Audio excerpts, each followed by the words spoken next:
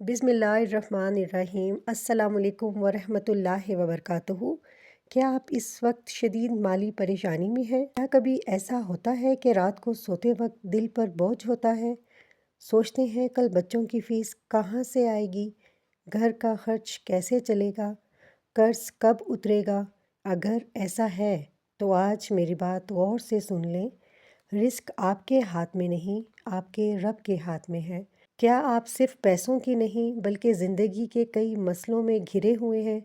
घर में सुकून नहीं, शौहर बीवी के दरमियान गलत फहमियाँ, औलाद नाफरमान हो रही है, बीमारी ने परेशान कर रखा है, कर्ज बढ़ता जा रहा है और दिल हर वक्त घबराया रहता है। सुने, मसला चाहे कोई भी हो, हल एक ही दरवाज़ा है। अल्लाह ताला कुरान में फरमाते हैं, सूरह अल-ज़ारियात आयत नंबर 58, इन्नल्लाह हुवर रज़ाक़ु ज़ुल क़ुव्वतिल मतीन। तर्जमा, बेशक अल्लाह ही बहुत बड़ा रिस्क देने वाला है, क़ुव्वत वाला नहायत मज़बूत है। रिस्क सिर्फ पैसे का नाम नहीं होता।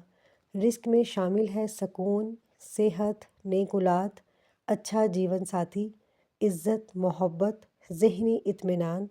जब अल्लाह ख़ुद कह रहा है कि मैं अल रज़ाक़ हूँ, तो फिर क्यों डरना?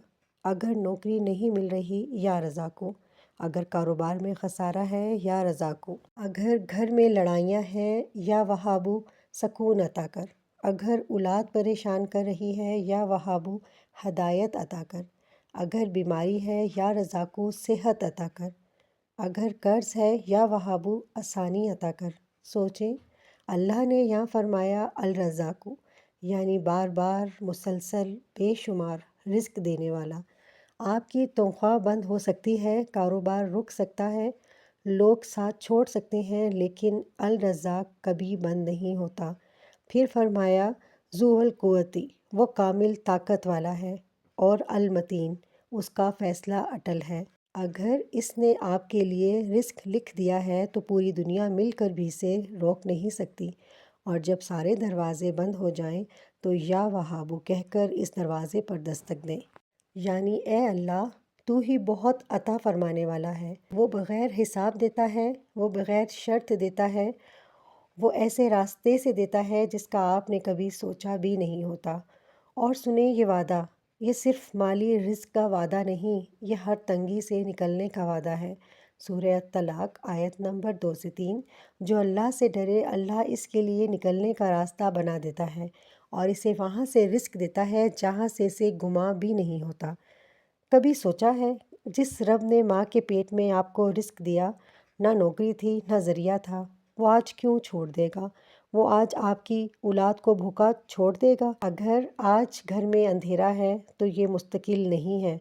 अगर आज आंखों में आंसू हैं तो ये भी आर्जी हैं। अगर आज जेब खाली है तो ख़जाने खाली नहीं हैं। अगर हाथ खाली है तो अर्श के दरवाज़े बंद नहीं हैं।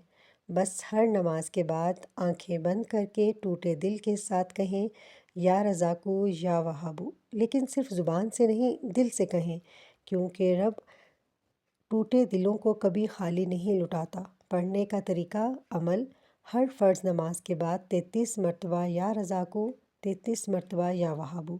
आखिर में दरूद शरीफ पढ़ें, कम से कम 11 दिन तसलसल से करें।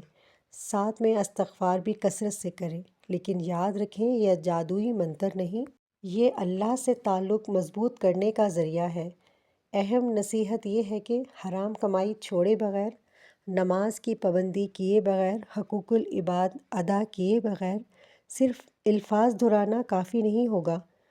रिस्क की बरकत तकवा से आती है। अगर आज आप सच्चे दिल से या रज़ाकू या वहाबू कहकर सो जाएंगे तो मुमकिन है मसले फ़ौरन ख़त्म ना हो, लेकिन अल्लाह आपके हक़ में फ़ैसले शुरू कर देगा। और जब अल्लाह हरकत में आता है ना, तो हालात बदलते देर नहीं लगती। कर्ज उतर जाते हैं, रिश्ते संवर जाते हैं, औलाद संभल जाती है और दिल को सुकून मिल जाता है, जो दुनिया की दौलत भी नहीं दे सकती। बस आज हार मान कर नहीं, यकीन के साथ पुकारें, क्योंकि आप इंसानों से नहीं, अर्श के मालिक से मांग रहे हैं।